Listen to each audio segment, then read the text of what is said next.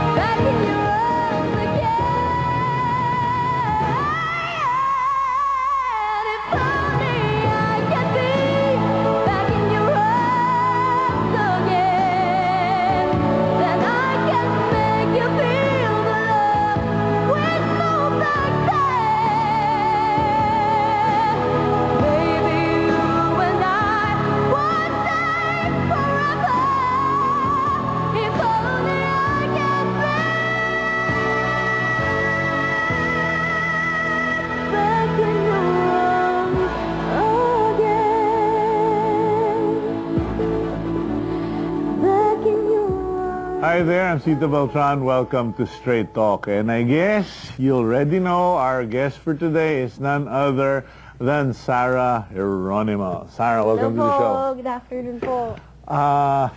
Totoo ba talaga? 17 ka lang? Opo, 17 lang po. Kailan ka nag-umpisa kumanta? 5? Mga 3 years old po kumakanta na po ako, pero 6 years old po ako nung nag-start po akong sumali sa singing contest. Okay. Now, what's it like, Sarah? Kasi maniwala ka at hindi, pinapanood din kita nung nag-uumpisa ka. Hanggang doon sa nag-big show ka, na medyo mapatid-patid na yung ugat mo, no? Sobrang pagod na. And I was wondering, kasi ang bilis Ang bilis nung pag-akyat ng Sarah, pagsikat. And I was wondering, where will it all end?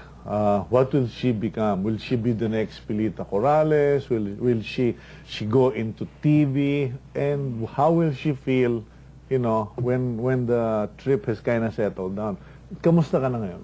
Okay lang po. Medyo busy po pagpapromote ng para po sa upcoming concert ko po this 30th. Okay, pero napansin ko, unlike before, talagang wala kang pahinga.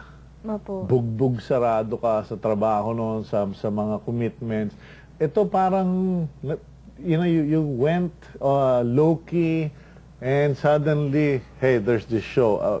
Did you secretly plan all of this or what?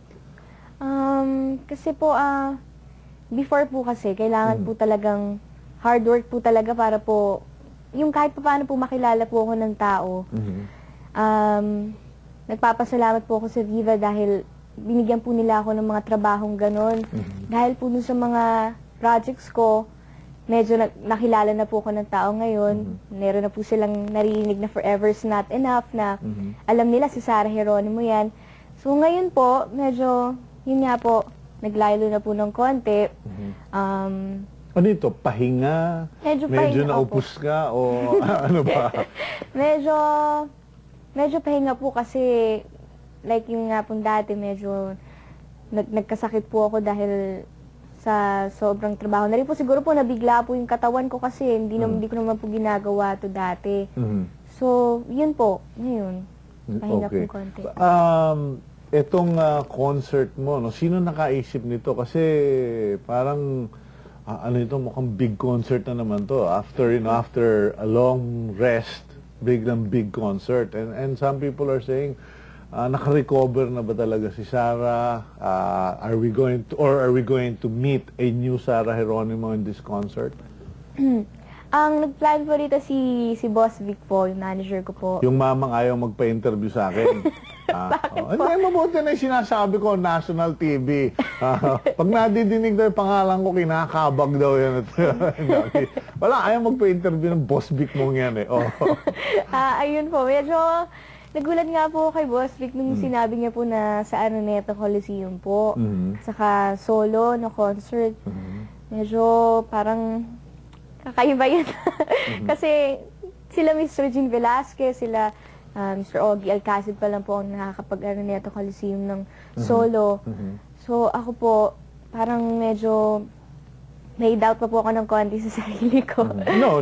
I mean, let's put it where it is, okay? Magaling ka and you're just as qualified and you have the gift to do it. My question is, may bago bang material? Sa concert po, yung title po ng concert, The Other Side. Okay. Parang dun po sa concert na yon, ipapakita ko po sa tao yung other side ko pagdating sa music, yung mga ibang type of music po na kinakanta ko, like yung mga R&B po, hip-hop, ganyan po. Okay. Now, yung side na Sarah Geronimo, the Sarah Geronimo we know is the Sarah Geronimo na sumali sa mga singing contest, na naging very well-known sa pagkanta, etc. But the private Sarah Geronimo, sino ba si Sarah Geronimo na hindi namin kilala? Because like, I see your clothes, no? You're dressed up, etc. But at home, ano bang style mo sa bahay? Ikaw ba maong naka-skirt? Ikaw ba lagi nakapusod? Ano bang style mo sa bahay, Sarah? Hindi nga po ako nag-aayos sa bahay eh. Parang, minsan hindi pa ako nagsusuklay. Okay. Ayun po, naka-t-shirt, naka-jogging pants, minsan naka-pajama pa.